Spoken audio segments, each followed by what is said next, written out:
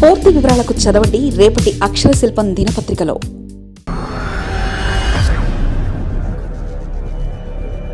ఏపీలో మోదీ గేమ్ మొదలైందా? నరేంద్ర మోదీని ఆషామాషి కాదు, దూరదృష్టితో ఆలోచించే నిర్ణయాలు. ఆంధ్ర రాజకీయాల్లో కూడా వేలు. ఆంధ్రప్రదేశ్లో నరేంద్ర మోదీ గేమ్ మొదలైనట్లే కనిపిస్తుంది. నరేంద్ర మోదీని ఆషామాషిగా అనుకోవడానికి వీల్లేదు. ఆయన దూరదృష్టితో ఆలోచించి ఏ రాజకీయ నిర్ణయమైనా ఉంటుంది, అంతే తప్ప తాత్కాలికంగా ఎటువంటి డెసిషన్లు ఉండవు. అదే సమయంలో మనతో మోదీ అనుకూలంగా ఉన్నారనుకోవడం కూడా అంతే తప్పు అవుతుంది. ఎందుకంటే తనకు ఇబ్బందిగా మారతారనుకున్న వారిని మోదీ కట్టడి చేయడానికి ఎక్కువ ప్రయత్నం చేస్తున్నారనేది దాదాపు దశాబ్దన్నర జాతీయ రాజకీయాలు చూసిన వారికి ఎవరికైనా ఇలాగే తెలుస్తుంది. మొన్న జరిగిన లోక్సభ ఎన్నికల్లో బీజేపీకి ఆశించిన స్థాయిలో సీట్లు రాలేదు. బీహార్ ముఖ్యమంత్రి నితీష్ కుమార్ ఆంధ్రప్రదేశ్ ముఖ్యమంత్రి చంద్రబాబుపై ఆధారపడాల్సి వచ్చింది. ఆయన పైకి ఇద్దరితో నవ్వుతూ కనిపించినప్పటికీ లోపల మాత్రం ఇద్దరిని రాజకీయంగా కొంత అణచివేసే ప్రయత్నం చేస్తారన్నది రాజకీయ వర్గాల్లో సాగుతున్న విశ్లేషణను బట్టి అర్థమవుతుంది. అందులోనూ చంద్రబాబు లాంటి సీనియర్ నేతను కంట్రోల్ చేయడం మోదీకి అవసరమని మోదీ ఖచ్చితంగా భావిస్తారు. చంద్రబాబు నిజానికి మోదీ కంటే సీనియర్ నేత. రాజకీయాల్లో మోదీతో పాటు ఆయన ముఖ్యమంత్రిగా అయ్యారు. అయితే అనేకసార్లు బీజేపీతో పొట్టు పెట్టుకోవడం, తెగదెంపులు చేసుకోవడం ఆయనకు అలవాటు. నితీష్ కుమార్ కూడా అంతే. అందుకే ఇద్దరు సీనియర్ నేతలను మోదీ నమ్మే అవకాశమే లేదు. అందుకే జమిలీ ఎన్నికలకు వెళ్ళినా వీరిద్దరి విషయంలో ఒకంత జాగ్రత్త పడతారంటున్నారు. బీహార్, ఆంధ్రప్రదేశ్లో ఒకంత ఇద్దరు నేతల గ్రిప్పును తగ్గించేందుకు మోదీ ప్రయత్నిస్తారనేది తెలుగుదేశం పార్టీ నేతలు సైతం అనుమానిస్తున్నారు. తనను శాసించే పరిస్థితిని మోదీ తెచ్చుకోరు. తన చేయి పైన ఉండాలని, తనను ఒకరు యాచించాలే తప్ప డిమాండ్ చేయడం మాత్రం ఆయన సహించలేరనేది మోదీ నైజం తెలిసిన వారు ఎవరైనా ఒప్పుకునే విషయం. అందుకే ఇద్దరు సీనియర్ నేతలైన నితీష్ కుమార్, చంద్రబాబుల విషయంలో మోదీ ఇప్పటికే స్కెచ్ వేసి ఉంటారనేది భావిస్తున్నారు. వారిని రాజకీయంగా కొంత బలహీనం చేయగలిగితేనే 10 కాలాల పాటు పాలన సాగించవచ్చన్న ఆలోచన సహజంగానే మోదీలో ఉంటుందని చెప్తున్నారు. అందులో భాగంగా పవన్ కళ్యాణ్ను ఆంధ్రప్రదేశ్లో హైలైట్ చేయాలని మోదీ భావిస్తున్నారు.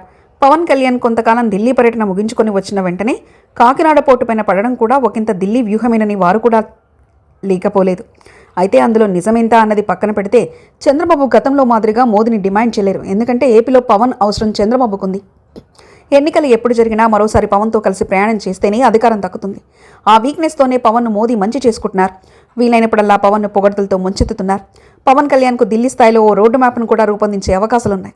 వచ్చే ఎన్నికల నాటికి పవన్ కళ్యాణ్ అత్యధిక స్థానాలను కోరే ఛాన్స్తో పాటు సీఎం సీట్ షేరింగ్ విషయంపై కూడా ఒప్పందం చేసుకోవాలన్న ప్రతిపాదనలు తీసుకొచ్చినా ఆశ్చర్యం లేదన్నది రాజకీయ వర్గాల అంచనాగా వినిపిస్తుంది. చంద్రబాబు రాజకీయ చాణక్యుడైతే మోదీ అంతకు మించి. చంద్రబాబు భయం కూడా అదే. మోదీని వదిలి పవన్ బయటికి రాలేరు. అలా ఫిక్స్ చేయడంలో నరేంద్ర మోదీ ఇప్పటికే సక్సెస్ అయినట్లు ఏపీ రాజకీయాలు పరిశీలించిన వారికి ఎవరికైనా అర్థమవుతుంది.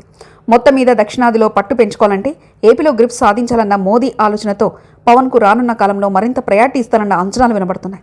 రేపు 8వ తేదీన విశాఖ పర్యటనలో కూడా మోదీ పవన్కు ప్రాధాన్యత ఇచ్చే అవకాశాలున్నాయి. అందుకే చంద్రబాబు నాయుడు పెద్దగా రాష్ట్ర ప్రయోజనాల విషయంలో డిమాండ్ చేయలేని పరిస్థితి ఉంది.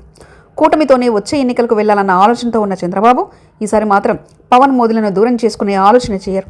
రాజధాని అమరావతి నిధుల విషయంలోనూ కేంద్ర ప్రభుత్వం నుంచి నిధులు ఇవ్వలేదు.